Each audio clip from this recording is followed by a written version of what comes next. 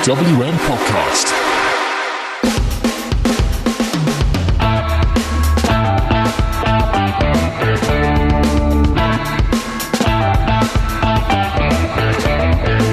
Happy New Year from me to you. Hello, this is Raw Talk. The first Raw Talk of 2020. My first podcast of 2020. I'm Joseph Kingsley-Nyinah, the voice of the main roster. And I feel like I've not done a podcast in months. A month at least. Tom, have I missed much on Raw since last one I did? There wasn't much last week. I mean, I missed the Christmas Raw because I just can't stand Christmas Raws. But last week, what was it? Oh, there was a bit fuck off wedding. Yeah, so I missed nothing then. No, pretty much it was fun. Okay. Actually, it was entertaining for how unentertaining it was. Yes. Well, fair enough then. What do I have to say? I have to say that it's New Year. We are the TWM network, and it is New Year, same old us, because we are still providing you with written and audio content every single day. We are still sponsored by Squared Circle Box, and if you enter TWM News UK at checkout, you get 10% off your first order. We are still not loving police. And you've already heard his voice, so I should introduce you to him. He's represented for the gangsters all across the world. This is Thomas. Say hello, Thomas. Mr. Worldwide. Okay, I'm never going to do that again. Yeah. All right, Pitbull, calm down. Let's get on with it. We're going to start off this Raw of 2020 with Royal Rumblings, because that's what it's all about at this season.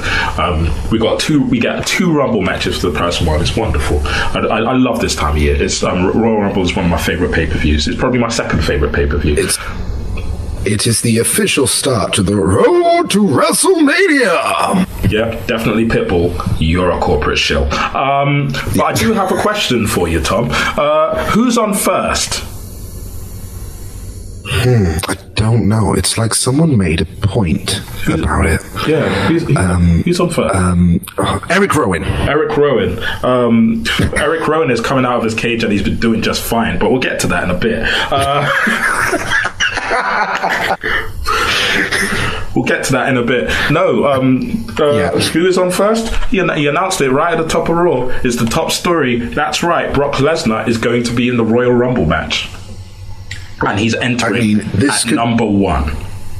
Do you know what that means? We may get Brock Lesnar in the longest match that he's been in since he returned back in 2012, I want to say.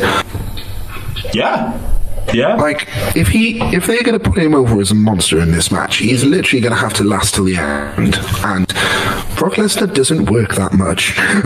Yeah, but remember that Jericho basically lasted as the Iron Man by spending his time curled up against the bottom rope for... That's very true. 20 minutes. But the thing is, then, if that's the case, you need to make Brock look like... You need to have people beat up Brock. It's true. So, this is the thing. Brock Lesnar has a lot of enemies. And some of them are non-wrestlers. I actually have a very bold prediction about this, but that can wait. My thing is, if the title holder is in the Royal Rumble match, does that mean that the title is on the line? I mean, it's happened before. It 100% has happened before. Yeah, it's happened 3 years ago. Three times, I want to say. Obviously, when Flair won the title, it was on the line. And there was Triple H a couple of years ago. Yes. Triple H won it a couple of years ago and Roman had it. And then I'm sure there was one more and I can't remember. Yeah, but I imagine not, because Heyman said that history is being made, and if it's happened 3 times before, I honestly, the GOAT has won it thrice in a lifetime. Exactly. Well, yeah, bollocks to that. I mean, it does throw up some very, very interesting matchups in that ring, though. Yes, and it does. Straight away, while I was watching, I just went, Brock versus Keith Lee. Brock versus who? Keith Lee. Ooh. So we have to remember NXT having 10 superstars, and if Keith Lee is in that Rumble and we see Keith Lee versus Brock Lesnar, I may need to change my pick. Well, there's only one person on the entire roster who said that he's going to retire Brock Lesnar. Mm-hmm. Even though he seems to have moved on to Goldberg now, but is what it is. Oh, Riddle! Why didn't I think of Riddle? He gets Brock, hopefully. And that's why I do the intro and you get introduced. Also, Drew McIntyre announced he's entering, and the universe shrugged. It's like excellent, Drew, but we need to see you a little bit more of your character before.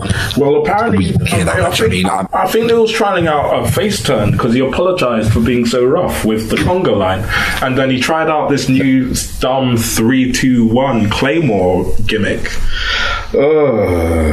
Crowd eating it up like. Yeah, I know, but like I'm just out here like.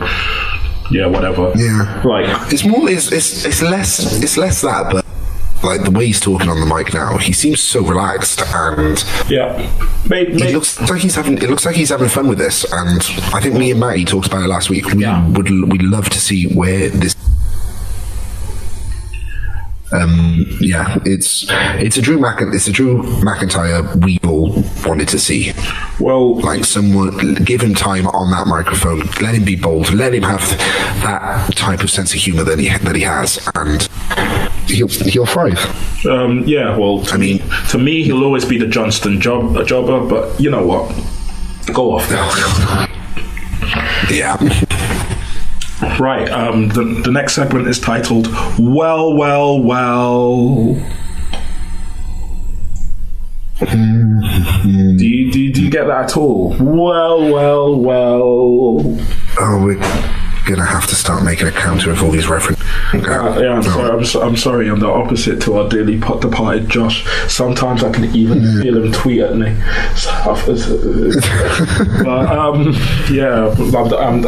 I'm just reference after reference after reference. But let's get down to brass tacks with this segment. 3-on-3. The Messiah of Monday Night and AOP versus Owens, Joe, and a mystery partner. A mystery partner, you say? I wonder who that could be. Yes. Well, Charlie Caruso, like the stellar journalist she is, kept trying to find out who. That she was brilliant, just following around like tell me, just like that annoying little kid at school pulling at your shirt. Tell me now, stop it.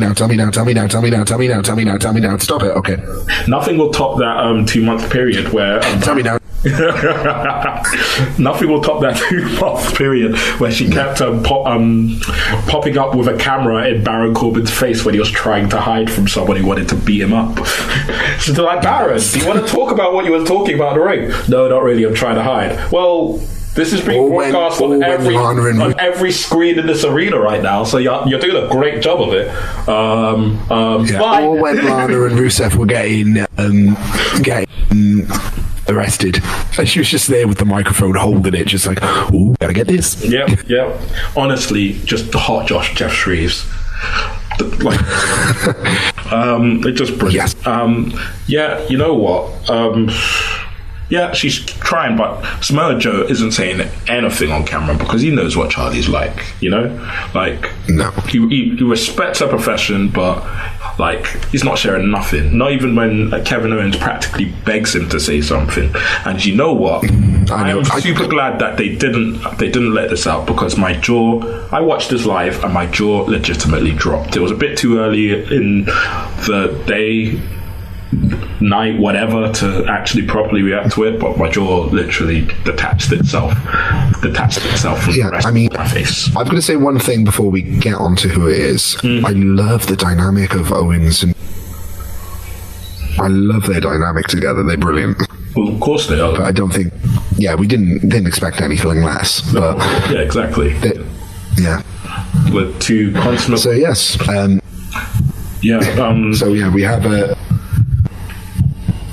We have our surprise, and well,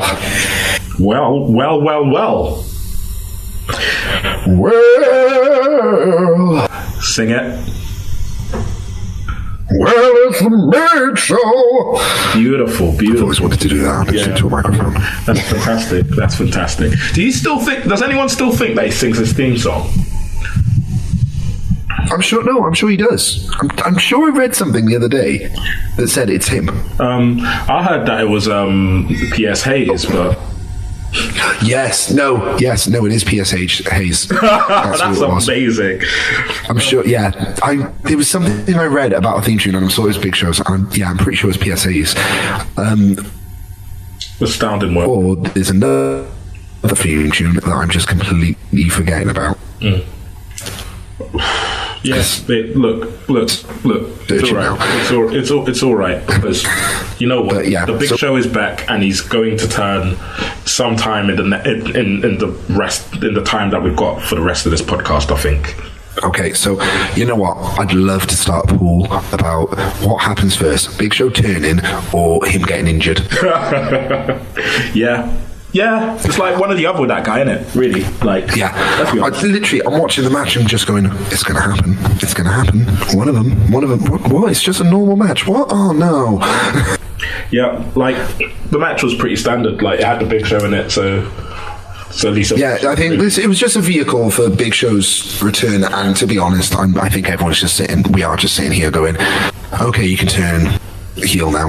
Yeah, well, that's it. Well, whatever it's going to be, like it's fine. You know, Seth hit the third man with a chair for the DQ, and they all brawled, stand brawl, basically. Like that's you know, there couldn't be a clean winner in this feud this quickly. I'm super upset the third man isn't Rey Mysterio, but we'll get to that in a bit. We'll get to that in a bit. So there's the same match next week with a special step. What? Yes. Yeah. Lawler shrieking, "What the hell are the rules of a fist fight?" Took me right out of it. Like, and the graphic. I love how the graphic had the mystery person still on it.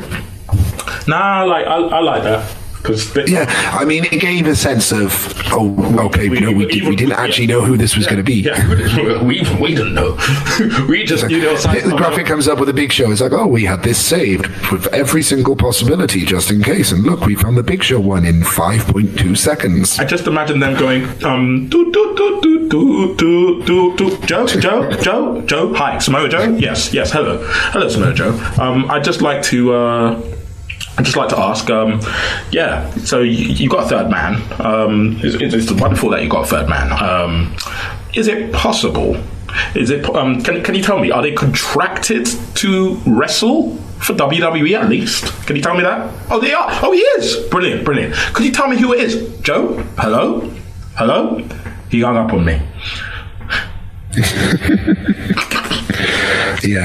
To be honest, that is one of my pet hates. It's like, when graphics appear straight away, it's like, no, don't do that, because then it obviously we all know it's kayfabe and everything's planned, blah blah blah, but it always gives you the impression of, you were able to put that up in 5 seconds. Wow, it's like you had it planned, and there's no spontaneity about it. No, bring up the image again with the mystery partner going, it's going to be the same match. Graphic doesn't say it, but it's the same match, but it's a fist fight. But Lawler had a good point. Like, what the hell? Is it literally just going to be a boxing match or what? I don't care, but it's disgusting. I hate that Lawler did it. What I will say about commentary is they did just keep pushing the fact that it was chaos. They kept pushing that idea. Kept pushing it. You'd think that would probably lead to a GM, but they have done that trope to death. So let's see. Everyone knows who's at the helm, really. So let's see how. Let's see how all of this pans out. All right. We've got one more top story. You're going to be surprised by what I chose, or maybe you won't be, if you know anything about me. It's New Year, same old Chronicles. Yay! I can't believe this isn't over, for crying out loud. Honestly, I'm gutted you weren't able to do last week, because you would have loved it. Like, it was so bad it was great, kind of thing. It was that typical. Apparently. Yeah, it was. Me and Matty absolutely. We loved it. Okay. That's the best way to say it. Well, fantastic. But I just want this to be over now. But hopefully it might be coming to a close, because Lashley and Lana are finally married. Finally married, in a fairly stripped back ceremony in the middle of a ring. Yeah, the great thing I love, did you hear, obviously, because we've posted the story, you know what happened to the minister? Yeah, dude, 100%. What the heck is that, man? Wow. Like, we're on is it the same security that stopped I sincerely Brock hope or whatever at I sincerely WrestleMania? hope so, because she's on it. No, like, give her a contract now if it's her. Like, wow. Yeah, I've seen the pictures and it was a guy. You know what? You know what? If it's her, she's just proven that she's got a bigger wedding tackle than most of her colleagues. I know. You've got to love communication. 100%. Just like, poor guy, like, I'm here to officiate. Spear! My God! My God, his body is broken in half. Yeah. The big dog! Oh my God, I can't believe it. I'm just here to officiate a wedding and instead I get big dogged all over this ring. Considering what's happened on SmackDown when you said I got big dogged, that's kind of weird. Yeah, right. Listen, there's only one person here who's Googled puppy play in the middle of a podcast here, and it's not me. Because you already knew. I didn't. I explicitly said I did not want to know. Right. You're like, I do, and then did it. Anyway, let's not do this. It's true, I'm weird. Yes, you are. Rusev interrupts them after the wedding for a change from his holiday. Wow. The best money, the best CGI that money can buy you. We will put you in your favorite holiday destination with clothing of your choice and make it look completely 2D. Incredible. Looks like it looked horrible, and it looks like they used the Firefly Funhouse budget to show where he was on holiday, to be honest. Mate, even Firefly Funhouse gets more than that. Come on, they rebuilt it, remember, after it got burned down. That's true. Yeah, but honestly, this is, you can tell the crowd are just over with this. Yeah, we're done. Even with the Rusev Day references that Rusev was making, the crowd just didn't give a shit anymore. I don't care. And you know what? I can see this. It's painful. It's absolutely painful. They're gonna double eliminate each other in the Rumble. It's gonna run. Yeah. And then there's going to be an elimination chamber, and somehow they're both going to end up in that. And then it's going to be a match at Mania, which means we have another 4 months of this. I really, really hope not. Like, the Chronicles need to end. Come on, man. I need to use my elimination on something else. Anyway, Lashley issues a challenge for next week. Rusev accepts, but this is notable for Lashley saying something to Lana that everybody has wanted to say for the last 6 months. What's that, Tom? Shut up! I don't know why I did a Vince impression. What? Don't know what that was. I don't know why I tried to do. No, I didn't do a Vince impression. I did a Triple H Vince impression. Oh my God, it was horrible.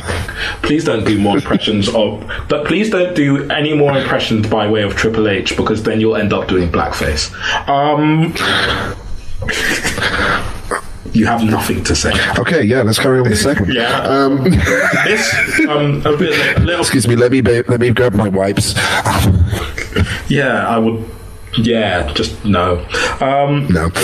Miss Morgan says that being in Russo's corner next week is something worth living for, oh my God. And it's good to know that her brand new outlook on life doesn't mean that she's going to stop punning on her name, because honestly, you know what they're going to do? They're going to do a whole WWE thing on it, and we're just going to end up calling her Liv.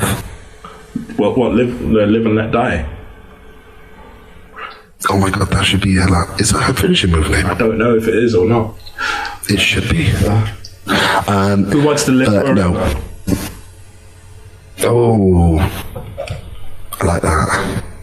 Living daylights. Living the vida loca.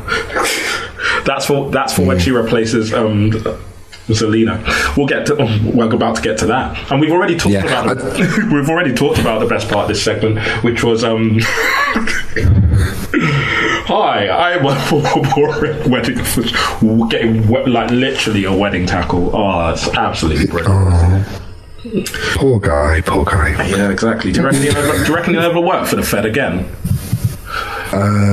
Nope. No, you know what? He's here to turn up as a GM for 7 years. This is what happens when you show initiative in the Fed.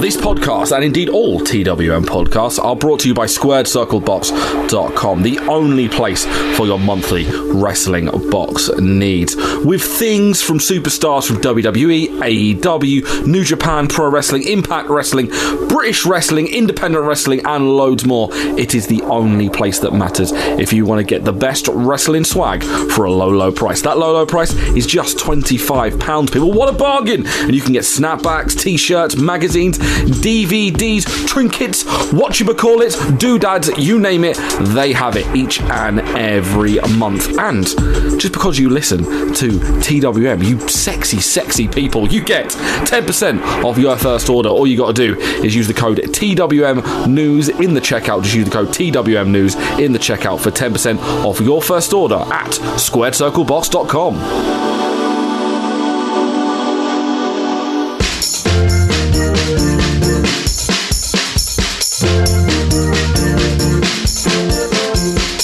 Why not spread? I said, why not spread the gospel of the TWM squad with some of our lovely merch over at Teespring? We have t-shirts for all shapes and sizes, hoodies, sweatshirts, mugs, stickers, and loads more. Also, just for listening to this podcast, you can get 10% off your order. I said using the code podcast. That's podcast. Once again, podcast in the checkout for 10% off at teespring.com/TWM-wrestling-merch. That's right. Praise. Testify. You know, TJP came out with his comments saying that they scripted out every part of his match, and he really didn't like it because he works the other way. He likes to feel it out on the ring. It's just like, yeah, but literally, that's what happens if you show initiative in the Fed. He just wanted to get out a bit early, set up his stuff, do a few voice exercises during the break. Nah, I got tackled, mate. You're not allowed to warm up. But, like, what gets me is do what I say when I say it. What are you gonna? You know what gets me though? I was just thinking. Yeah. Where was the security guy looking, and where did he come from? Like not the security guard. Where did the wedding guy come from? Because same place where if they thought he was just a random guy, he obviously didn't come from the ramp. He must have come from the audience. No, obviously. Like, because he got in. If you look at the picture, I think he came from. If you look at the picture, though, yeah, from under the ring, jeez. But if you look at the picture, he's on the opposite side of the ring to the ramp. Yeah, he is. He actually so he's had to walk all the way around the ring just to get speared. Yeah, 100%. He is literally doing what people do in every single Roman Reigns match. Yes, exactly. It's smart. It's actually mad.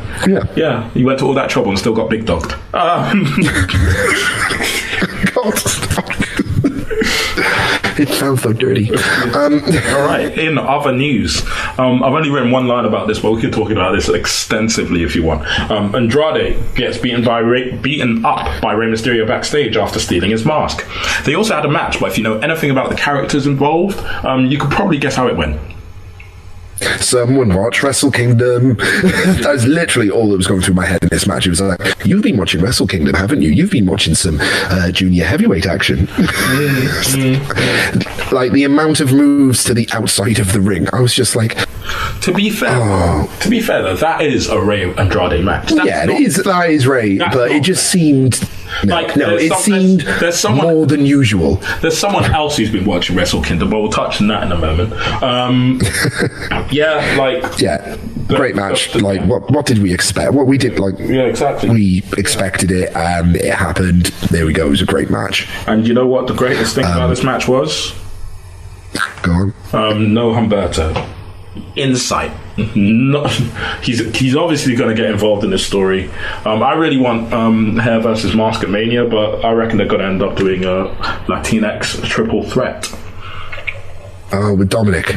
No, with Humberto. Oh, Humberto, so you cut out.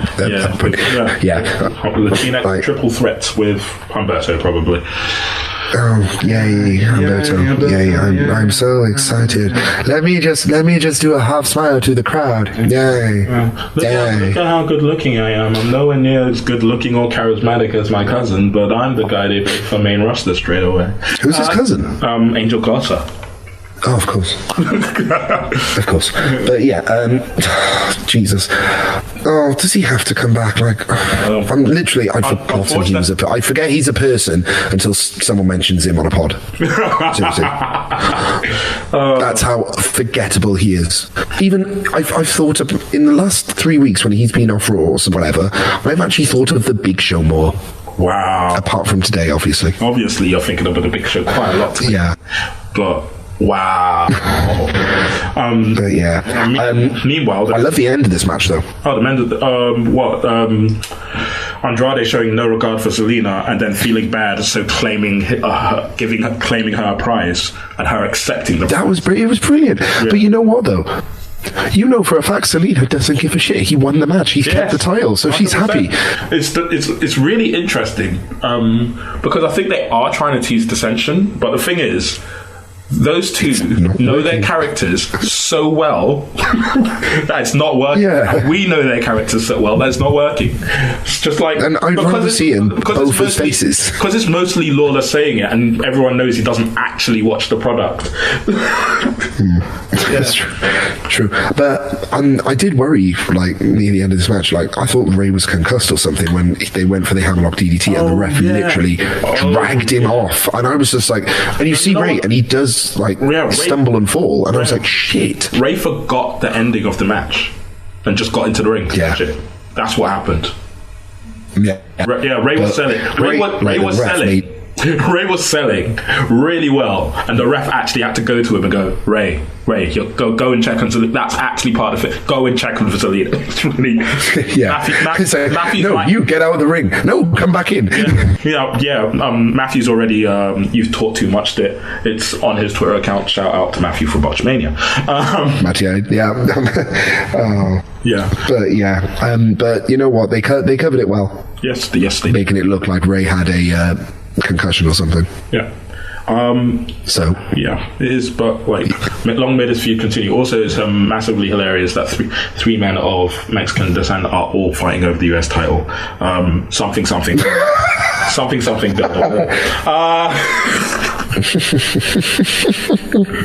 Right. Next point. Viking Raiders win a triple threat with. It's really obvious. It's a good match. Like, Montez Ford continues to be the most charismatic man on that entire roster. But that man is just completely like, he blows me away every time he's in the ring. Just like, he doesn't even have to do anything like special. It's just his mannerisms, this is the thing. His charisma, and he gets the little things. He's like. I'm not even sure he has a mastery of his character yet, but it's brilliant. And you're right, he doesn't do anything spectacular in the ring. All he does is throw drop kicks, really. Yeah, that's basically it. And to be fair, those drop kicks get high. But Montez Ford is low key. No, this has happened before on social media. Ricochet is like, damn. I mean, there was a great little sequence though. Him and Eric, I'm going to say. It's the bigger one in the Viking Raiders. The cartwheel spot. The cartwheels and everything. I love that little bit. Cornets of this world don't like. Love it. Love that shit. Yeah. Love that shit. This is professional wrestling. It's not fucking MMA. If you've got two high flyers, but you know what? Each other. Yeah, I'm so happy though, because now I don't have to moan about the Viking Raiders again on this pod about being just booked for squash matches. Yeah. They're actually getting credible wins as champions. Yeah, yay! And you know what? They've knocked off Street Profits in the singles competition, and now they've finally pinned the club, which means that there's only one logical team that is going to take the titles off them. That's right, the Edgeheads. Woo. On this day, I see clearly. Wait a minute, what? Woo, you know it. Face the facts. Yeah, you're talking about someone who's watched Wrestle Kingdom this week. Yeah. How about Buddy Murphy beating up Aleister Black and then folding his legs after his Aleister Black squash of Shelton Benjamin? That was. I know. Yeah. Oh, let me just again. Someone else I always forget's on the roster now. Exactly. Well, yeah. There's not really much to say beyond that. That's a thing that happened. We're getting Black Murphy 3 next week. Who's going to complain about that? Exactly. I was going to say rejoice, and then I realised what the tone of my voice is quite sarcastic. Genuinely rejoice. Right. Now we've got to talk about something I mentioned earlier. So, what do you think is in Eric Rowan's cage?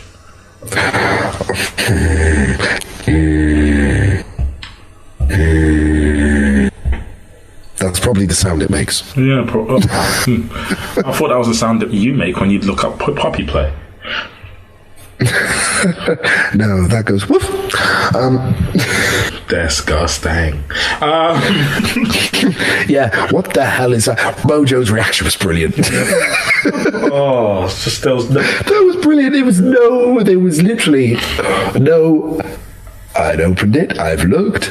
And now I react. It was literally lift the cloth up. Holy shit! Am I correct in saying that Jobber's face was bleeding? I don't know if it was bleeding or if there must be something red in that cage. Yeah, I don't know. Yeah, something's like sprayed into the cage. It's really weird. Like, I think it's the severed head of Luke Harper. Oh, wow. Oh, that's... It's the fetus of his Save the World gimmick. It's a band T-shirt that is somehow gained sentience, and he's filed teeth onto it. It's Gwyneth Paltrow's head. It's literal goop. Yeah. Right. So yeah, just typical Eric Rowan segment again. Yeah, I've got no serious guesses to make about this, but I'm really, really glad that. Instead of us making clearly inaccurate jokes about it, when's it going to culminate? Mania, do you think? Rumble, do you think?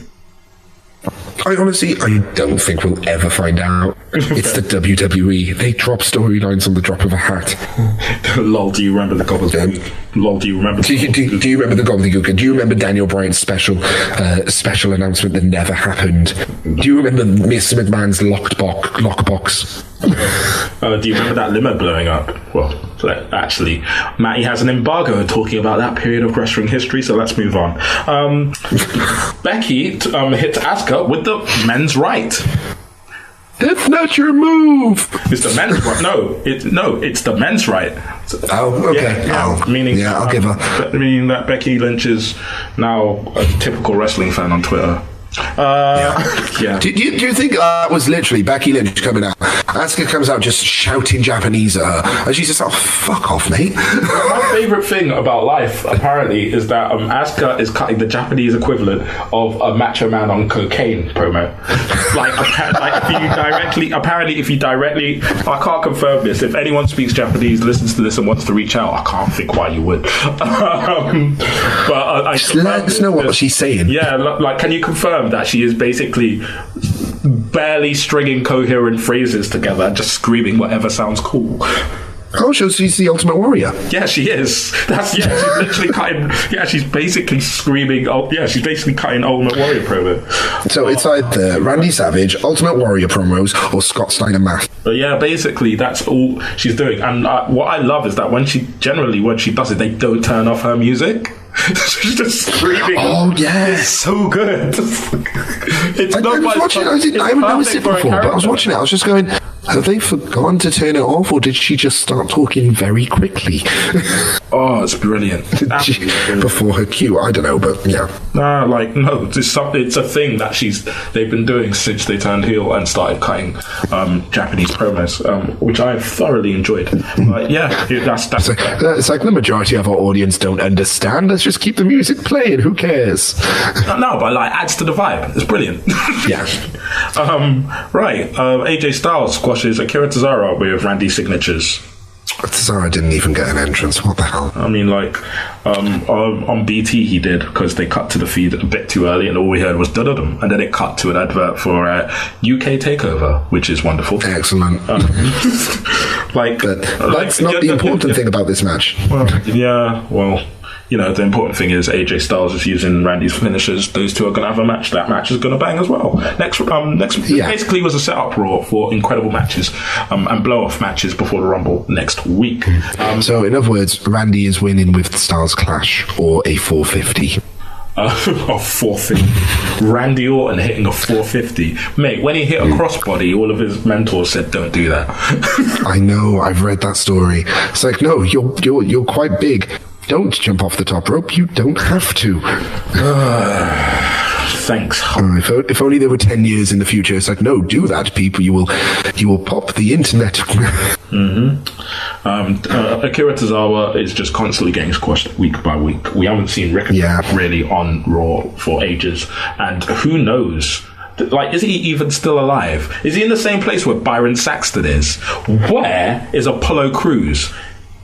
I mean, a man can dream, but I think he should. Who? Yeah, exactly. A man could dream, but I think they should put all three of those people together. Who's that? What did you say? Tozawa, Apollo Crews, and Ricochet.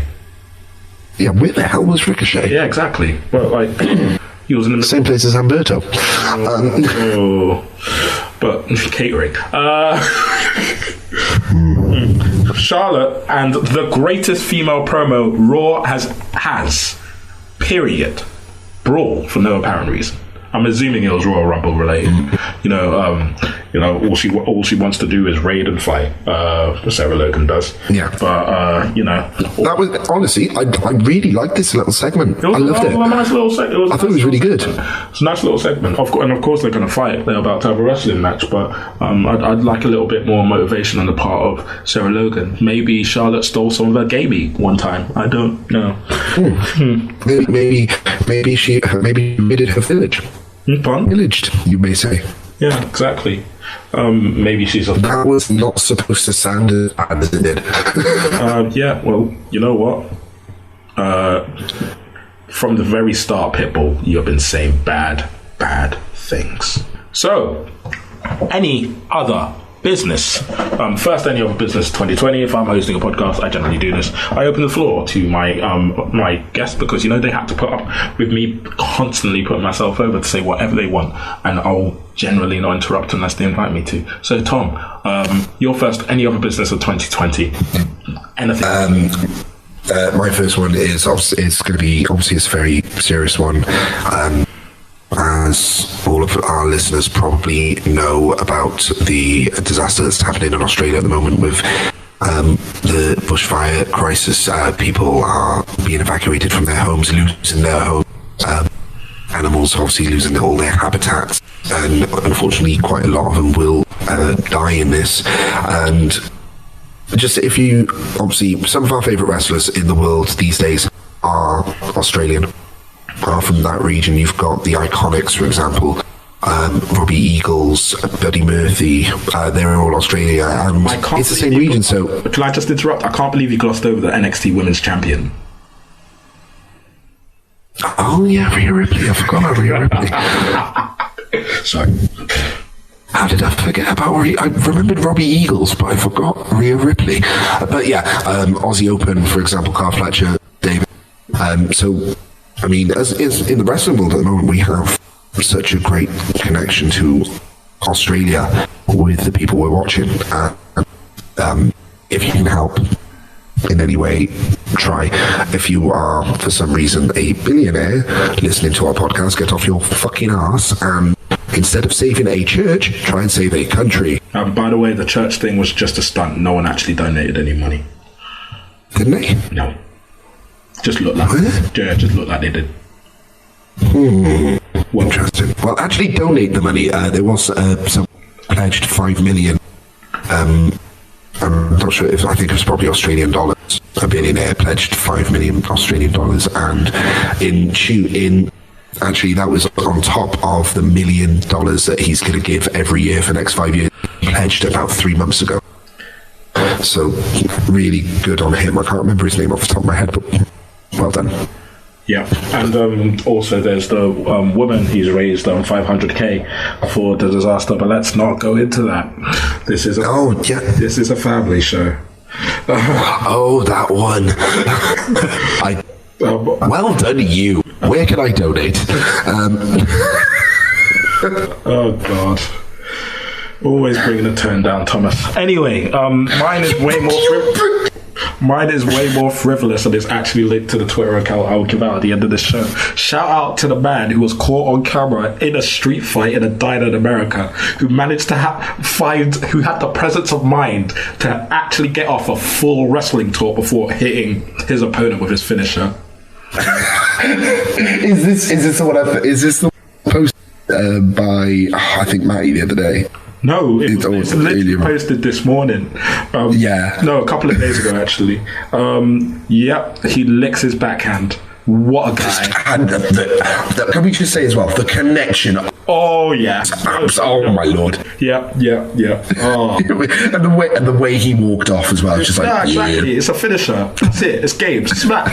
I'm watching it on loop here. It's amazing. It's the lick. It's just exactly. 100% gold. And people have started doing edits. Someone edited a Ric Flair woo on it, and it's just like I thought that this was the happy thing that was going to get me through the day, and then there was a bunch of other stuff that's happened, which I'm sure that we have just announced on Twitter. Speaking of Twitter, I'm not going to mention the announcement because I'm not exactly sure what we've said. I've been concentrating on recording this. Please go and follow. It's literally been announced on Twitter by us and ruined by those people up in Newcastle as well. But we were going to keep it quiet. You know what? Yeah, this has already turned into a bit of a long one. So let me not. If I speak, I am in big trouble. Let's see. If I speak, I am in big trouble. Right, but at the end of the day, you can go and find out whatever that news is at TWM Wrestle.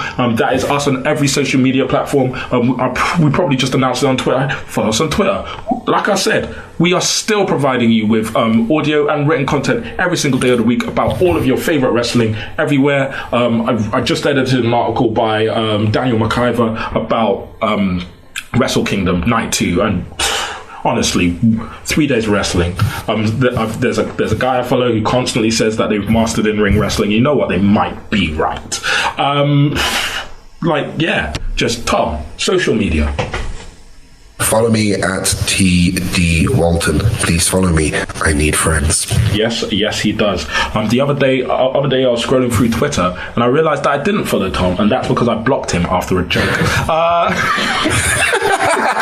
Yeah. You noticed that I refollowed you yesterday. That's it. Sorry, Tom, but you dared me. You double dared me. I blocked you for an evening. I know, it was bliss. You could say it was a moment of bliss. A moment of bliss. Oh, let's not talk about rival podcasts. Spoiler. The account I think you should follow this week is at Boxing Weekly, because if he's providing content like this lick and backhand, then he 100% deserves to be followed. Wow, I'm just watching it on loop. It's brilliant. Guys, this has been Raw Talk. We will see you next